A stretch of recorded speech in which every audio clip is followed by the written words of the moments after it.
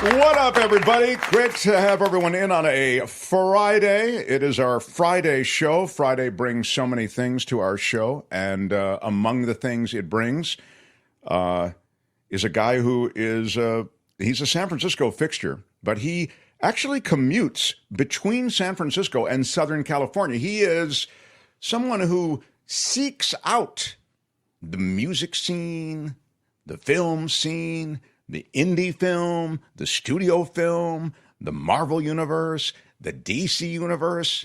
It's a remarkable thing. It's all in one head. And then he writes what's in that head, and he shares it with us. And then he shows up here every Friday. When you think of it that way, you realize the specialness that is this man. And he comes and goes on a rainbow.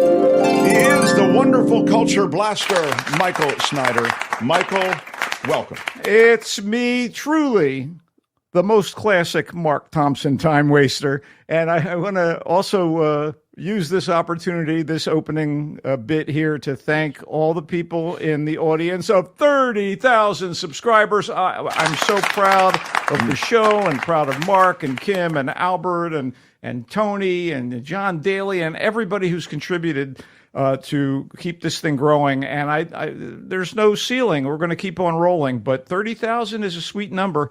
Well, you're part of it, my friend, and thank you for coming here each week. And you've had some great takes, and you've turned us on to some great entertainment. I appreciate that. By the way, I pay attention to the rest of the show, particularly on Fridays. And regarding the Truth Social stock, I would like to quote Billy Preston. Nothing from nothing leaves nothing. There wasn't anything to begin with. Well, people did make money in the first hour or so, and if they were part of the SPAC, they're part of the primordial ooze that was that stock, then there was money to be made. But you had to flip it fast. You had to get out of it fast, in and out. I was thinking in terms of Truth Social itself, it was always a worthless thing. It always losing money. It's just astonishing. By the way, again, listening to the show earlier, great to hear you and Michael Shore. I just learned that the EPA has red flagged Carrie Lake as the most polluted body of water in Arizona. Oh, wow. Stay away from that lake, people. It's actually toxic. It really is. And this is their new hoax. There you Also, go. did you know that researchers have just ascertained the epicenter and source of this rare earthquake in the East Coast tri-state area? It was a suburban neighborhood in northern New Jersey. Apparently, this morning, Chris Christie stumbled while getting out of bed. Oh, there you go, everybody. And ascertained is a ding word. And finally, I just got word that indeed the global elite have prepared their giant pet dragon to swallow the sun next Monday. I hope you're all prepared, conspiracy theorists. It is a conspiracy theory, and just because it's a conspiracy theory, Michael, doesn't mean that there's not a conspiracy. I know. I agree. Just one more quick note. It is opening day at Oracle Park, and I still feel compelled to call it Pac Bell, as I mentioned earlier. I'm excited about the Giants, the new look Giants, even in the wake of that awful series they fumbled against the Dogs of Chavez Latrine this week. Did you think that they fumbled it? Why do you say they fumbled it? You know, it's difficult. I mean, they're up against a murderer's row lineup of the Dodgers.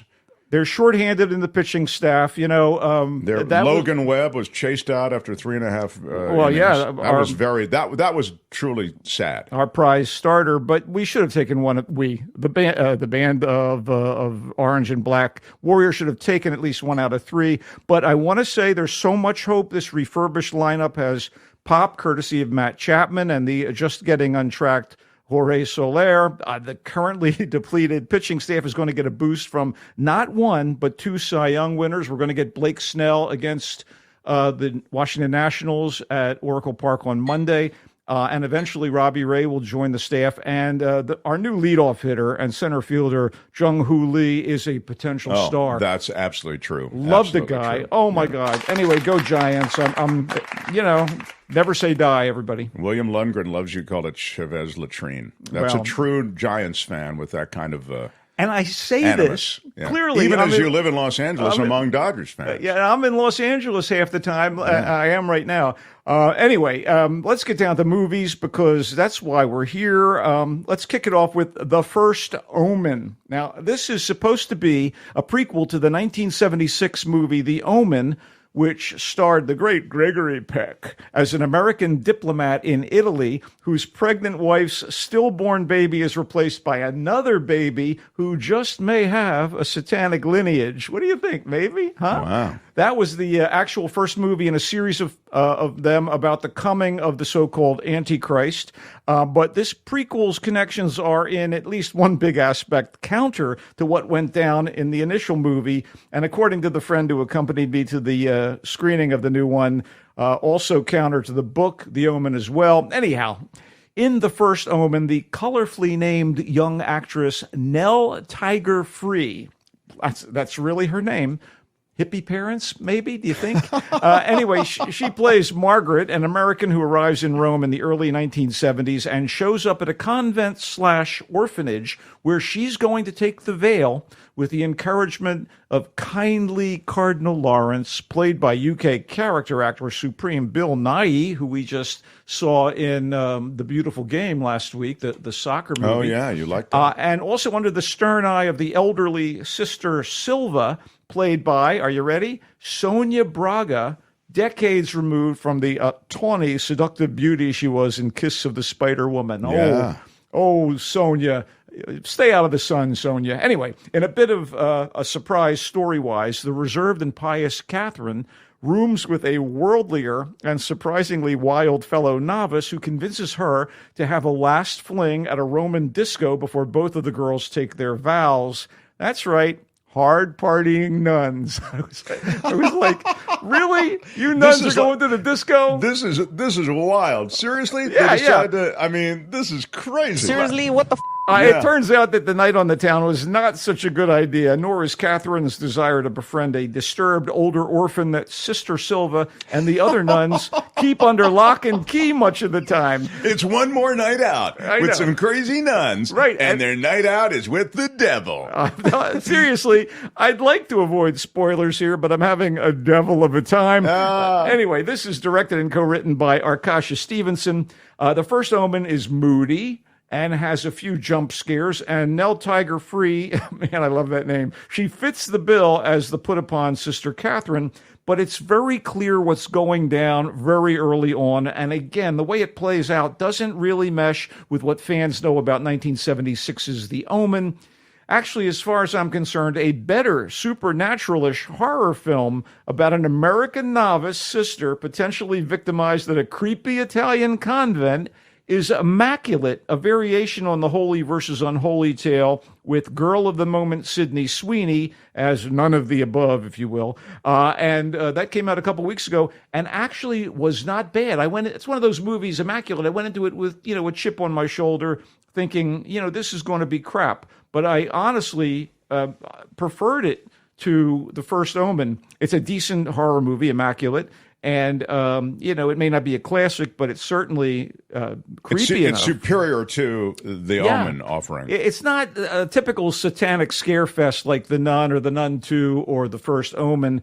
And Sweeney's made such a lot of fans from her roles on Euphoria and The White Lotus and the recent rom-com Anyone But You. But she's quite good as the naive Sister Cecilia, who is in over her head at this convent, which serves as a hospice for terminally ill nuns, but is in fact a secret operation dedicated. I can't tell you what it's dedicated to, but anyway, Immaculate is better than The First Omen. I just, I thought I'd compare and contrast considering how similar the films were and how close together they were in terms of their release. But let us move on. Yeah. Both of those films are in theaters right now. The first one. The nuns flirting with the devil seemed to be a rich area to be exploited by these filmmakers. I'm not saying Immaculate has the same situation going on, but it is a horror movie, and it is set in a convent, and there is a naive nun, and Anyway, let's go down the evolutionary chain for a second. Well, Monkey Man is the first directorial effort by Dev Patel, who was also the movie's star and co-screenwriter. It's ambitious and exciting in its use of folklore, as in the story of Hanuman the Monkey King, a beloved trickster figure in Indian and Chinese myth. I dig Hanuman. And it's thoughtful to a fault when certain plot and casting choices create a measure of confusion. So here's the essence of Monkey Man.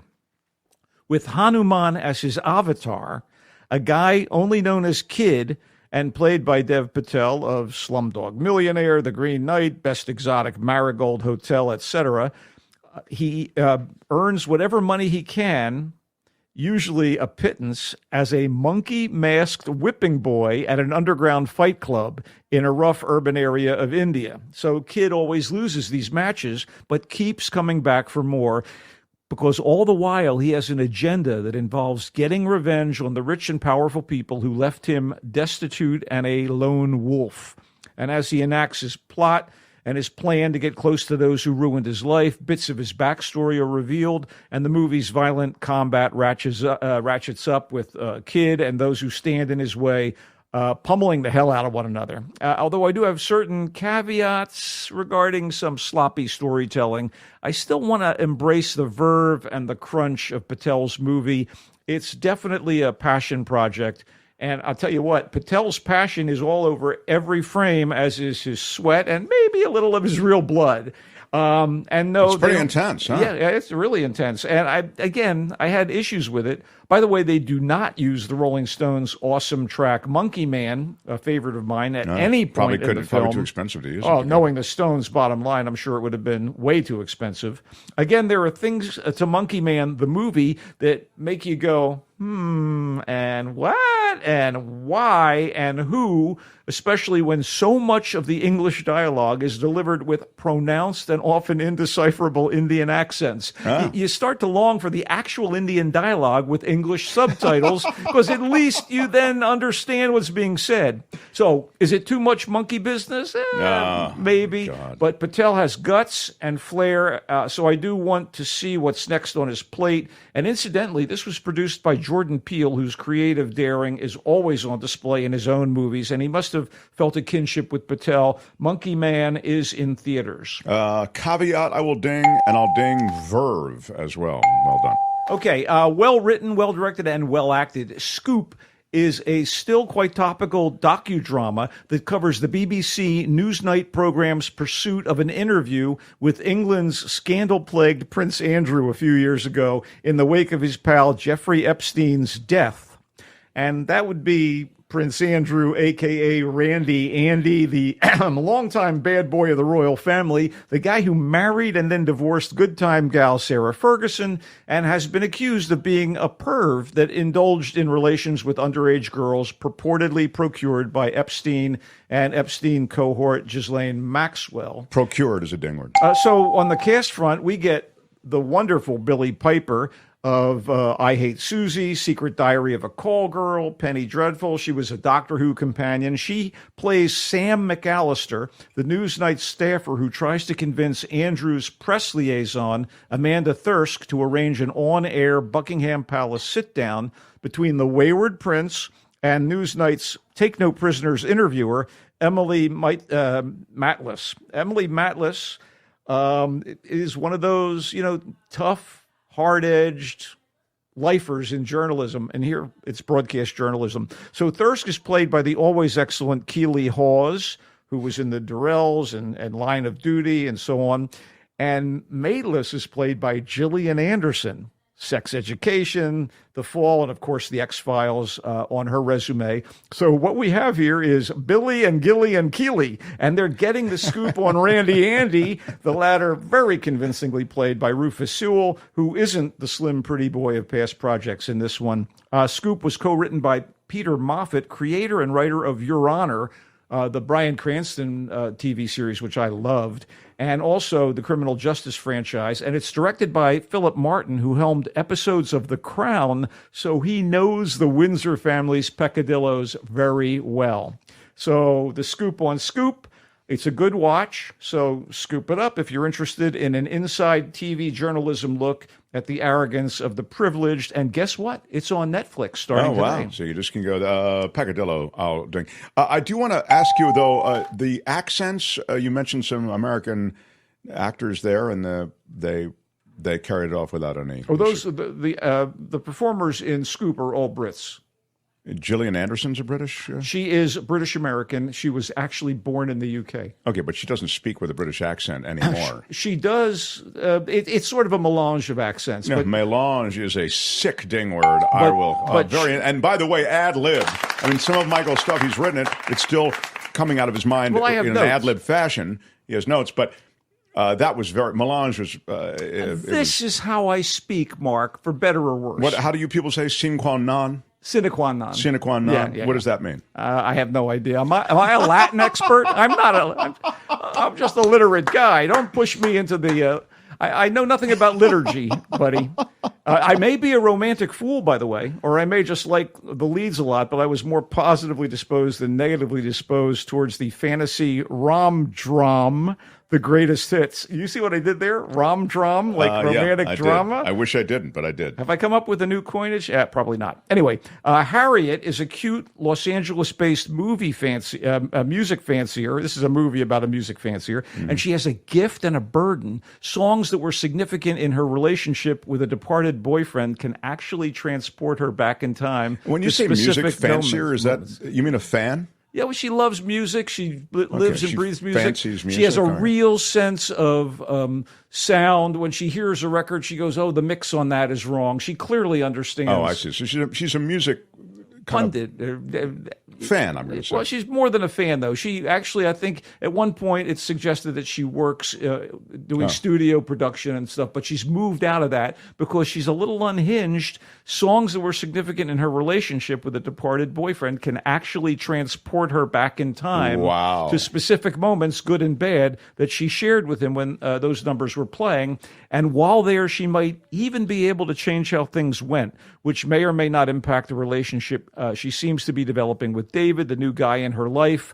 Lucy Boynton brings charm and sweetness to the character of Harriet. She's the rising British-American actress from The Ipcress File, and she's been in a number of other good things. David, her present-day love interest, is played with, I would call it, eager geniality by Justin H. Min, who was so good in the recent hip Asian-themed rom-com Shortcomings, which was partly shot in the Bay Area, by the way. And David Corenswet, DC Comics movies' new Superman, is Max, the former boyfriend Ned Benson wrote and directed this bit of fluff, which does have quite a few pleasing needle drops, with Nelly Furtado and Roxy Music among them. Contrary to the title, The Greatest Hits isn't great, but it's an interesting and good-natured take on music and memory that went down easy for me, helped along by Boynton and Min being so darned likable. It is, in fact, in theaters this weekend and streaming on Hulu next week. Wow. Okay. So that's you like it. I did. Yeah. I love the premise. Reminds me a little bit of Eternal Sunshine of the Spotless Mind. There is a certain aspect to it that you're right is reflective of that. I wish it had been better, but I just, again, the likability of the people on screen, which that's the sort of stuff that sells tickets. That's why The Rock, who's so damn likable, could be in a crap movie and people will still come out in droves.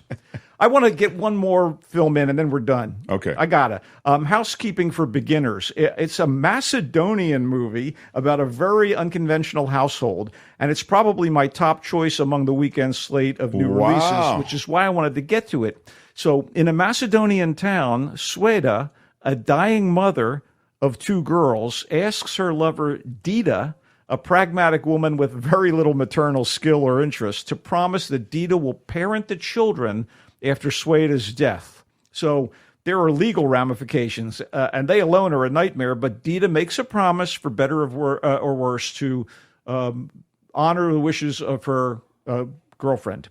So there are funny moments, there are tear-jerking scenes, and even some tense escapades in this look at found family that often feels like it's forced family. I don't think Dita was really expecting this. She's in over her head. I see. Written and directed by the Macedonian-Australian filmmaker Goran Stolevski, it was the Macedonian entry for Best International Feature Film at the recent Academy Awards. And just for those who may not know, the Republic of Macedonia, a formerly socialist country, it's nowhere near Australia, is located in Southeast Europe with Greece to its south and bordered elsewhere by Albania, Bulgaria, Kosovo, and Serbia. Right, but the director is half Australian and half Macedonian. Yes, That's just interesting. Okay. Okay, so the geography lesson is over. Yeah. Housekeeping for Beginners stars the terrific Romanian actress Anna Maria Marincea, who was in 4 months, 3 weeks, and 2 days, and in Nico 1988. She plays Dita, who has to wrangle Sueda's 2 daughters, the precocious, rebellious teen Vanessa and the rambunctious little Mia, while dealing with gay housemates Tony and Ali, and somehow convincing the diffident Tony to act as a father figure. Look, the entire ensemble rocks. If you can navigate the English subtitles in Housekeeping for Beginners, it is a wonderful testament to the power of love and the importance of family in all of its variations. It is, in fact, in select theaters. Precocious is a thing, and diffident is definitely there. And I think we've pushed the envelope here. We'll maybe roll a couple other things over till next week. All right. I love you for this visit, Michael, and let me just review a little bit of what we've just heard. Housekeeping for Beginners, the Macedonian movie that brings together in an effort to bring together family with disparate interests, and it sounds like a lot of fractured relationships or relationships that are complicated, and maybe she gets more than she bargained for. Housekeeping for Beginners is in theaters. The greatest hits is the music devotee, Lucy Boynton. She's in the film with Justin H. Min, and Michael likes it. He says there's some good needle drops in it, and he doesn't love it. He's not in love with it. I had issues. But he sees where it could have been improved. But he thinks it might be worth a watch. Again, Housekeeping for Beginners, which we just talked about, that was the one he really liked of all of these. Scoop is the docudrama about the BBC pursuit of a scandal story. It features Prince Andrew. That's the scandal they're talking about. And he mentions that it's on Netflix now, and he really likes it. That's the other film this week that I really can stand behind. Yeah, and so if you want to get inside the way the media in the BBC handled this pursuit of this scandal story, he really likes it. Scoop, it's called, and again, it's on Netflix. Monkey Man is the Dev Patel directed, screenwritten, and starred in offering. Wow, I'm always amazed when guys do that. I mean, it's flawed, but wow, it really has some, like I said, passion. Jordan Peele is he in it? He's the producer. He has nothing to do with the creative end. But is he in the movie or not? He is not. Okay, so again, Jordan Peele producing. I mean, his name gets people's attention. That's why it's on the poster. Monkey is the masked whipping boy in an underground fight club. It's all part of a revenge that he sees, a revenge strategy on the rich people who left him there. And it sounds intriguing, actually. And Michael says, look, it's not a perfect movie. There's some flaws that were pointed out, but maybe worth a watch. Monkey Man. Impactful, at very least. Impactful. The First Omen is the movie that we started with, and it is the prequel to the Omen series. It's starring Nell Tiger Free, and for that reason alone, maybe you should, I love the name. Nuns to Be, and Nun to Be, Sonia Braga, formerly one of the hottest people alive. Now she's the withered Mother Superior in this thing. There you go. And it's a dance with the devil, it seems, on their way it's to... kind of a cha-cha. Actually, they go to a disco, so I think it's sort of a disco dance with the devil. I don't know. It's an intriguing premise, I have to say. Now, is it scary, The First Omen, or not?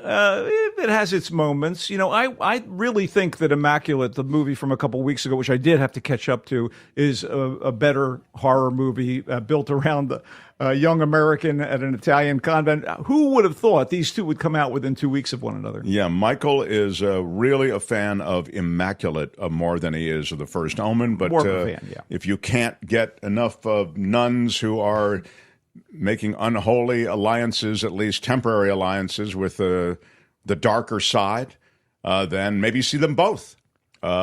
Sydney Sweeney and Immaculate, and then slip on over to The First Omen. Wow. Michael, you've got a lot here. Thank you very much for stopping through. I think I'm going to hell, Mark. I know it. I know it. Speaking of hell, well, one quick note. Booty's 20th anniversary party is at the Cat Club on Folsom this Saturday night in San Francisco. Adriana Roberts, Jupiter Gatling, and DJ Time will be mastering the turntables, such as they are, or the laptops. Oh, my God, it's always a blast. It really is. Michael took me to one of those a couple times, actually, a couple of them, and really are great. And that's south of Market if you're in San Francisco. I wanted to ask you another question. I can't think of. Oh, I know what it was. Where is your writing being seen right now? Starting on April 15th, I am now a culture contributor to the new daily online publication, The Voice of San Francisco. And as you well know, I can't be pigeonholed into just one city. I can only be pigeonholed into two cities. That's right. If it's San Francisco or Los Angeles, I'm interested. But as this show also covers the California coast from top to bottom, so will I in the Voice of San Francisco's culture section. I love it. Can't wait to read the first piece. He comes and goes on a rainbow. Bye-bye, Michael. Go Giants! The culture blaster.